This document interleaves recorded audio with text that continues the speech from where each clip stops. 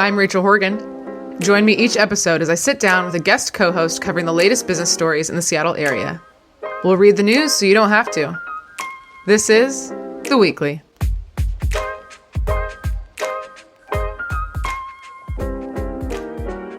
Okay, hello everyone. I don't have much of a personal life update today, so I'm just going to jump right in because I'm here on a college campus, my dream come true.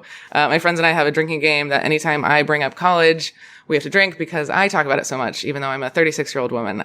I just love my experience, University of San Diego. And there's just a certain energy. I said it when I walked in here at Sheila, and I was like, it makes me come alive. I don't know. The excitement, the hope. I just love it. So why am I talking about that? That's because I'm here at UW Tacoma and I'm sitting with Dr. Sheila Edwards Lange, the Chancellor of UW Tacoma. Hello. Hello there. And that excitement and hope is why I love working on college campuses as well. Every day is something new. I get to interact with students who are on their way to doing amazing things in their lives and in our community. So it's just so exciting to be a chancellor. Yeah, I love it. So a little bit about you. You've been the chancellor for just about 4 years coming up at UW Tacoma. And prior to that, you were the president of Seattle Central College. And before that, vice president of University of Washington on the Seattle campus. You also sit as the board chair of AAA Washington, which we did an article about their rebranding of their logo. Yes. I don't know. Yeah, I'm sure you were part of that. So give us a sense of kind of the size of UW Tacoma. I know some people may not know a lot about it. Can you talk to us about international students, or it's a little bit more of a commuter campus, I would guess? Yes, it is. So we're actually celebrating our 35th anniversary this year. Congratulations. Oh, thank you. We started with about 400 students downtown Tacoma, and we are now part of a major campus. And we have 5,000 students. Wow, 400 to 5,000. 5,000 students. We are really diverse. More than half of our students are first in their family to go to college. Okay. More than half of our students are Pell eligible. So in the state, we have the largest percentage of Pell eligible students. What's Pell eligible? That means low income. Okay. So Pell grants are the national grants that students get who are low income to go to college. Okay. And so very low income students. Also, a lot of students of color. 63% of our students are students of color. UW Tacoma was actually founded to provide access to students in the South Sound region who might not otherwise have access. And so we like to say that the 35-year experiment here in Tacoma has worked because we've been providing access to students, but also really engaged in the community and been part of the growth and economic development here, not only in Tacoma, but the entire South Sound. And is it only undergraduate degrees? Do you have postgrad degrees? Oh, no. We have grown from one program. It was an interdisciplinary arts and science program. So we now have 7 schools. Wow. Engineering still have the interdisciplinary arts and sciences, but we have a business school, urban design, social work and criminal justice, nursing. So it is really a lot of, 7 schools, 60 undergraduate programs, 15 graduate programs. So we have a PhD in computer science, which I didn't know until I got down here. Yeah. We also have an educational doctorate. So 2 advanced degrees and a lot of master's degrees. Yeah. And is there any on-campus housing or no? So we have, we're mostly a commuter student. We have one apartment building that has 300 beds. We have aspirations to build traditional residence halls here in the next 3 years. Where we will actually add 400 to 500 more beds, but they will be more traditional. Our apartments are 2 bedrooms, 2 bath. The students have to cook for themselves. Yeah. We don't have a traditional dining hall. So as we're building our new residence halls, we're planning to add dining to it as well. Yeah, that's a good point. I wouldn't have thought about that. And then for you personally, you mentioned a little bit about why you got into this work and why it excites you, but can you share a little bit more about why you decided to get into higher education in the first place? And I assume you have to get a degree? No? Do you? I don't know. A few degrees. Yeah. Okay. I thought so. Yeah. Yes. Well, and the doctor. Yes, of course. Yes. It's interesting because I actually didn't think I would work in higher ed. I went to undergraduate school thinking I would be a doctor and quickly discovered that I don't do well with bodily fluids. And So that's not good for a doctor. Yeah. So I studied sociology as an undergrad and was really interested in education as a pathway to prosperity and economic stability for families. And so just started thinking of education policy as a track. But when I went to graduate school at the University of Washington, many, many years ago, 1987, it became clear that as I was doing my graduate RA research assistant work in the provost's office, that academic administration was something I could do and could actually have an influence on students' ability to get to and through college. And so I love that part of my job. Yeah. That was, if I didn't do event planning, I was looking at graduate programs in Denver for higher education because I was an RA and I really am heavily involved in my sorority and all of that. So I was looking at either becoming like a resident director or like a Greek life advisor or something like that. And then I ended up kind of shifting and going to events. But I was close. I was close to joining you. So. Well, that's interesting because I was an RA too. You were? Yes. And I worked for housing and food services all of my undergraduate. Okay, but I like to say I was like a cool RA though. I like to think I was too, but always, the part that I didn't like was I was so close in age to the students. Right. I was just a year older than them. And actually, because I went to college at 17 and I was an RA in a freshman dorm my sophomore year, I was actually the same age as the students it's hard. That I was supposed to discipline and be responsible for. So sometimes that was hard. I wonder if that helps though, when you get into the work world, like you are managing people of your same age or you're disciplining people of your same age, or sometimes, I was supervisor at a hotel and I was managing people older than me. So that's where we got our start. I love it. All right. We've got some articles for you today. We're doing a little bit of a Tacoma edition. We've got a couple Tacoma things here. But the first one is about some changes to the waterfront. So there's a development site along Tacoma's, is it Thea Foss Waterway? Mm-hmm. And it hit the market for $8 million last month. So the property is known as Site 11, and it's part of a 3-property portfolio along the waterway. So Site 9, 10, and 11. The seller is Simon Johnson, and they have owned the property since 2000. It looks like there was a plan to make like a mixed-use project with residential and restaurants, but then development never actually happened, and so now they're selling it. I couldn't get a sense of what their plan was for the other sites, so it sounds like there's still kind of some up in the air of what's to come for these sites 9, 10, 11. But obviously you live down here, so how have you, I guess, initial thoughts on this development and kind of what's happened with the waterway? Well, Tacoma is growing really rapidly. And part of what's happened in the last 20 years is cleaning up the Thea Foss waterway. At one point, it was heavily polluted. And so as the city and others have cleaned up that waterway, it really is primed for development. And we're seeing development happen all around downtown here. And they're actually the Museum of Glass is there, and there are a couple of high-rise apartment and condo developments there already. And so it is prime for development. I think that as Tacoma grows, we're going to see more interest in what happens on that waterway. Mm-hmm. If you go over there, it's just beautiful. It's the views of Mount Rainier and Commencement Bay are incredible. And we've seen the development down at Point Ruston, where there used to be a smelter, which was responsible for the old the scent? Aroma of Tacoma. Aroma, sorry, yes. That does not exist anymore. So when you come to Tacoma, you don't smell that aroma anymore because the smelter is gone. It's true. And there's an incredible, beautiful development down there with restaurants and condos and apartments as well. So this whole waterway here in Tacoma, most people, if you don't live down here, don't know how beautiful it is. Mm-hmm. Yeah, a couple years back at Puget Sound Business Journal, when Emily was publisher, she started a whole Tacoma division because she saw how much it was growing. And it was kind of an experiment we hired a reporter to cover Tacoma news. We did a couple events in Tacoma, and it was successful because, like you said, this is a growing area and the growing businesses, and there's some beautiful hotels and stuff down here for events. So what do you think is a common misconception about Tacoma? Is it one answer is the aroma, but do you have something else? Well, I think that people don't realize how vibrant this community is, that it's really seen as a blue collar town.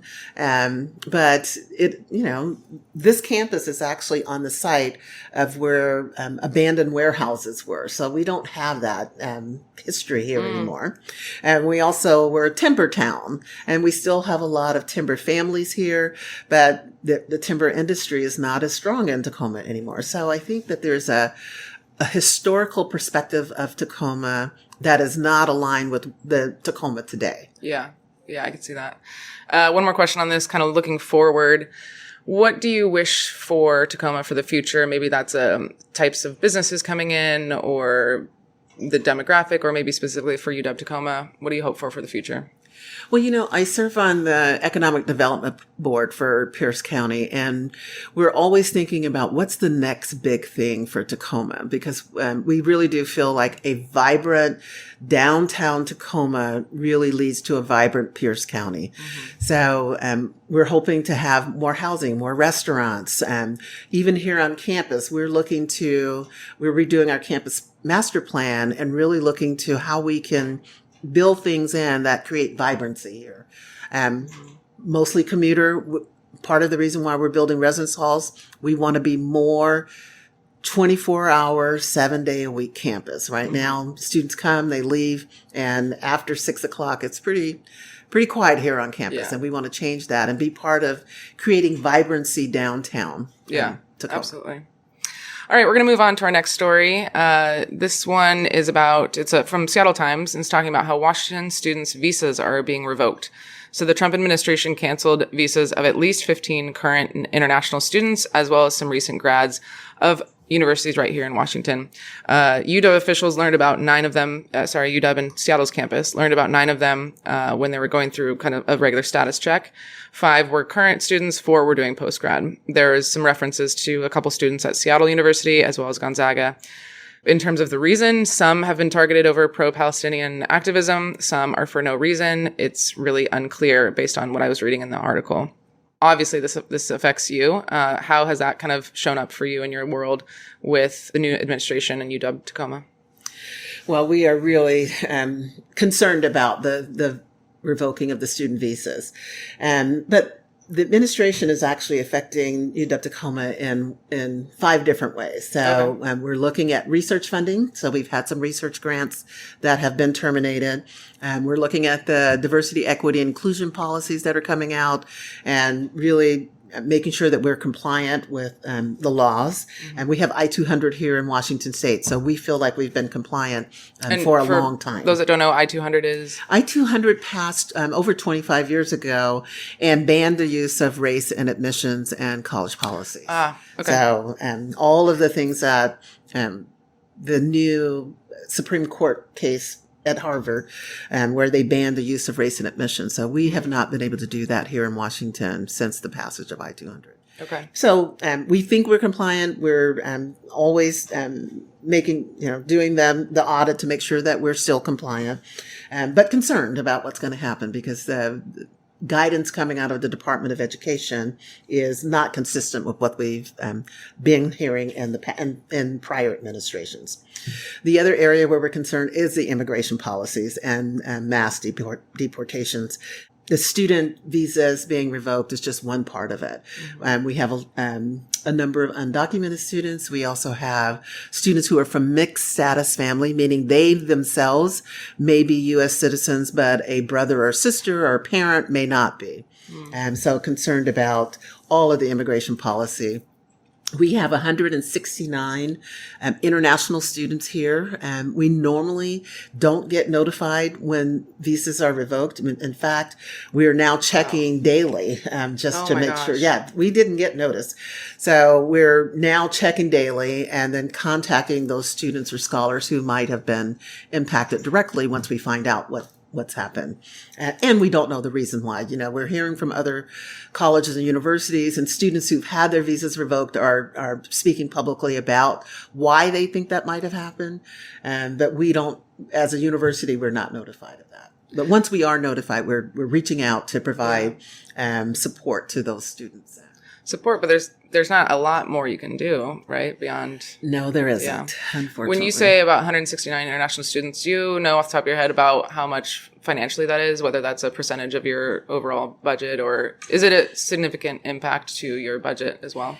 Well, we international students bring in about $12.9 million. Wow. And we're more concerned about what is happening to these individuals. They have very little notice to change their lives. Some of the students who had their visas revoked or had already graduated and were here on extended stay to look for jobs, especially in the STEM fields. And so this really disrupts their life plans. And it's just a bummer for us that we could have these people that are graduates of UW Tacoma out in our workforce, and now they can't. Yeah, the other area that we're concerned about with federal policies is financial aid, because we know that there have been proposals to decrease the amount of Pell grants that are available to students to go to college. And so we're concerned about the impact on financial aid, but also the impact on enrollment. You know, will this serve as a damper to students to just think that they can't afford to go to college, or that there won't be money available for them to go to college? So has any changes to financial aid been made yet, or it's just they're talking about decreasing? They're talking about decreasing it. So that is FY, I think it's the FY26 but federal budget. That is a proposal. Oh boy. I had financial aid for my college, so yes, and I'm sure many other people did. You talked, or in the article talked about potentially being targeted for pro-Palestinian activism. You were just talking before we were recording that you were checking in with UW Seattle campus to see what was going on there, because a lot of times it spills over. So I want to talk about what is it like as being a chancellor handling protests of all kinds. Obviously, pro-Palestine has been a recent one, but over the course of your years in higher education, I'm sure you've seen a lot of different protests. Well, being the president at Seattle Central, which we always call Protest Central. Oh, okay. Passionate people. We had lots of protests. Many protests started at Seattle Central that had nothing to do with higher ed. It was just the place. So I learned quickly, even as a vice president for diversity and equity on the Seattle campus, that you have to provide platforms for people to have their say. We actually, on every campus, is required to have a free speech zone. So that's a place where anyone can come and protest and say what they want to say, whether we agree with it or not. Yeah. And so I've just learned to figure out ways to keep people safe, because that becomes a concern, especially if you have folks who have different opinions who show up to counter protests. Then it can turn in a way that's not safe for either side of the protester. So we would just want to provide a safe platform for folks to have their say. Have you had to shut down any kind of protests ever? Not in my career. Now, on the Seattle campus, it's been a very different experience this past year. So I've not been responsible for that. I've just watched it. Yeah. I would think it'd be hard to balance your own opinions, and you want to support, maybe whatever they're protesting you do support, but you also have a role and responsibility to the college to have people go to class and be educated and create a safe space. So I imagine that would be challenging to walk that line. Yeah. Yes, it is.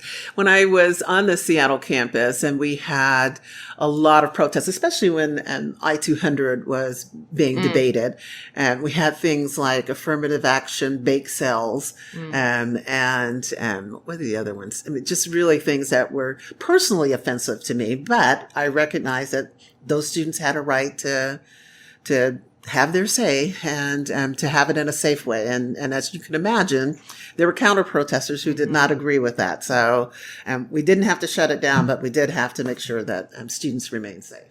Yeah. Yeah, it's a tough spot to be in. Is there anything else you want to say on this before we move on?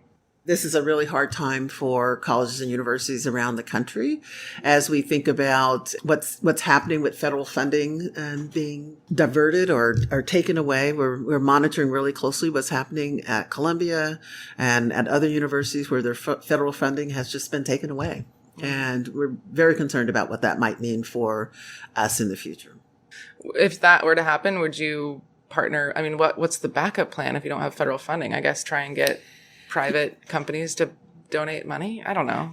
Well, it's a lot of money. So here at UW Tacoma, we only have $12 million in federal research grants. And that's a sizable amount. the Seattle campus, places like Fred Hutch, they're really much more significantly impacted. Yeah. And you just can't replace that level of federal funding. We will see. We're moving on back to Tacoma buildings. This is called The Swiss, and it's on the corner of South 19th and Jefferson Street.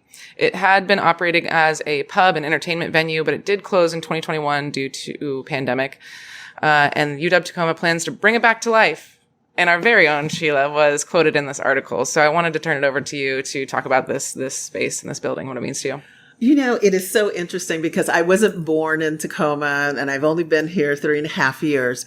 But for people who are from Tacoma and who've spent a significant time here before the pandemic, the Swiss is an icon. Really? It is a community gathering space.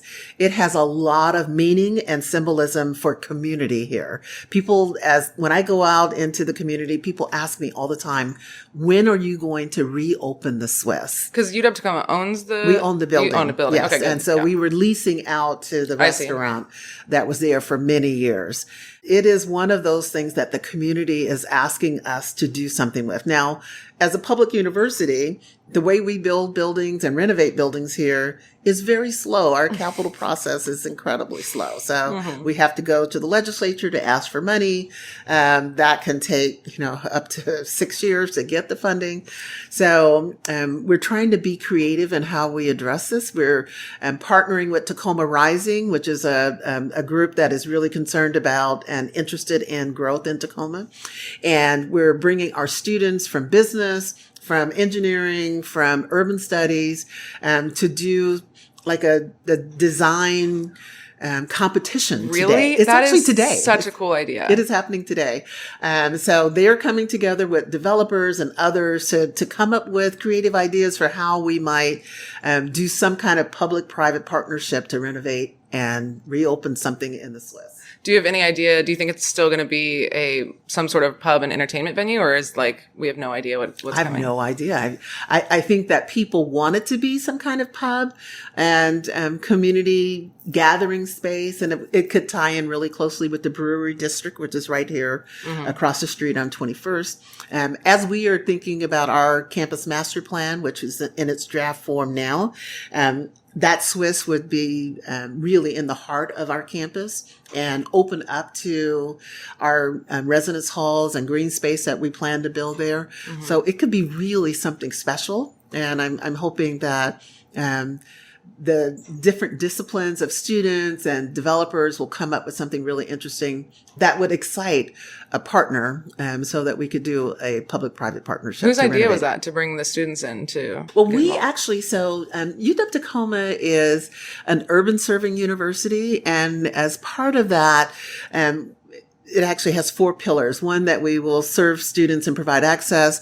Second, that we'll be an engine of economic development. Third, that we will do research partnerships that matter to community. So what we call user-inspired research. And so we send our students and faculty out in the community consistently to partner with nonprofits, with city, with developers, with entrepreneurs to answer questions that they might have. So this is part of what we do as an urban serving university. We partner with community to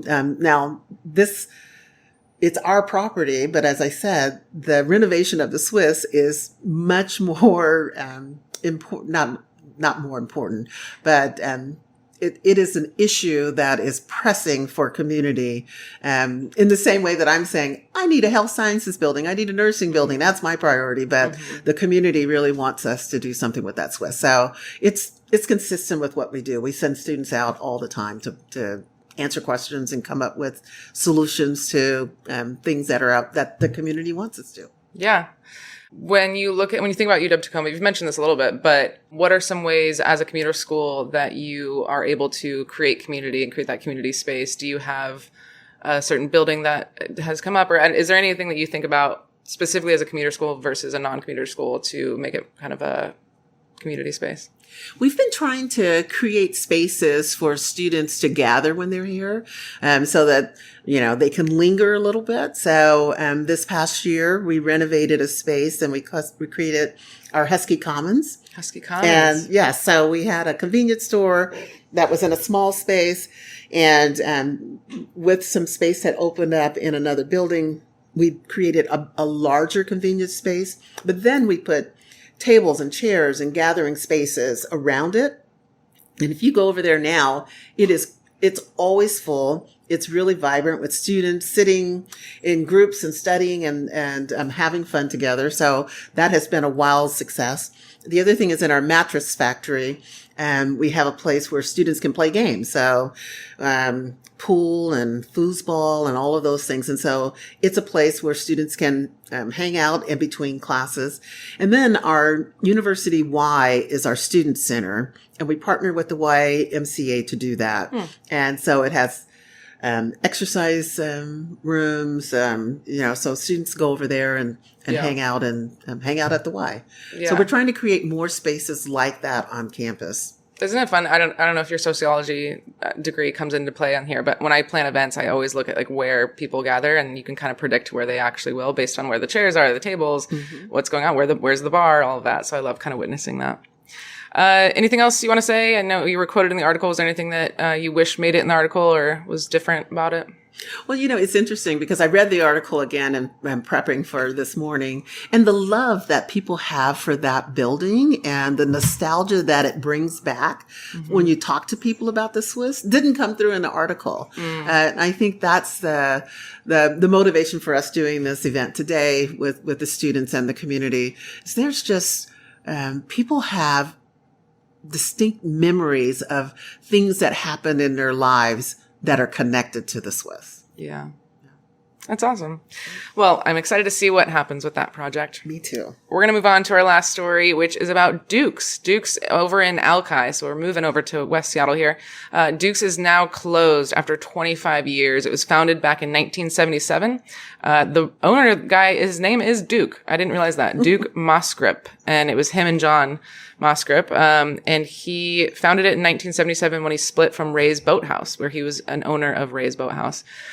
Now what's going in that space is going to be a Korean barbecue called Do-si, and that's going to be coming in later. So kind of a bummer. Duke's is a staple, but they do still have other locations, but they're just closing the West Seattle one. They referenced pandemic, also the bridge being closed for so long, and they just couldn't come back from it. And I know that there's a lot of thin margins in restaurants. So this was just kind of I guess I was going to say a fun one, but it's not fun. But is there anything you want to say about Duke's? Have you been? Do you like it? Well, so having lived in West Seattle for over 25 years. That's why I chose the article. I'm very bummed about Duke's closing. Duke's is known for their chowder, and my husband and I would go to the one at Alki, and the views are spectacular. It's just beautiful there. Of course, in the summer, it's hard to find parking, but that's a whole nother story. But love Duke's. The food was always consistently good. Interested to see what the Korean barbecue place might be, and it sounds like they're trying to do something unique there with a different vibe. I'll try it out and see. Yeah. My fun question for you is, so this guy Duke left Ray's Boathouse and started his own. Would you ever branch out and start your own something, anything? Maybe if you did, if it wasn't a college, what would it be? It's interesting. People in Tacoma, this university was founded because the Tacoma community wanted a university to be a source of workforce and economic development. And so there's a sense of ownership and pride for this university by folks in Tacoma, especially many longtime Tacoma folks who were part of lobbying for having a campus here. And so it often comes up that, should we separate from the UW, from community people, not from me? And I said, there is a value to having the UW brand. And we are one of the three campuses, so Seattle, Tacoma, and Bothell. And students, when they graduate from here, they get a University of Washington degree. And so I don't know that we could start something new that would have the power of the UW brand. Yeah. Although as I said, I hear from community people all the time as they get concerned about, what Seattle will and will not allow UW Tacoma to do. There's always a proposal. Why don't you just separate? It's like, Pros no. and cons. I think, yeah, like sounds like financially, I'm sure it probably helps, and the brand, like you said, but there probably comes some policies and rules that you have to follow being part of the brand too. So, Oh yes, absolutely. yeah. And, I am a UW alum, so I always say I love the University of Washington. I've spent more than half of my life on the Seattle campus. In fact, I joke that I grew up on the Seattle campus. I came there when I was 26 years old. Wow. And now 26, and now I'm 62, and I'm still here. So, and there is a lot of pride in having this University of Washington brand here in Tacoma. Yeah.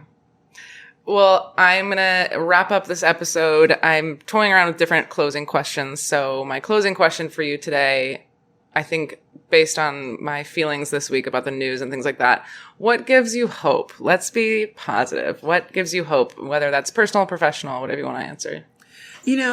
Working on a college campus gives me hope because I see students who think that they can change the world. They come here wanting to change the world, getting the education and the experiences that they need to do it. They are committed to righting injustices, and they're so passionate about it. So even as things are happening around the world or even in our country, I think that there's a group of students. Anytime I'm having a hard day, I just walk out and spend some time with students. Go to one of those gathering spaces like our Husky Commons, talk to a student about who they are, what they're majoring in, why they're majoring in that.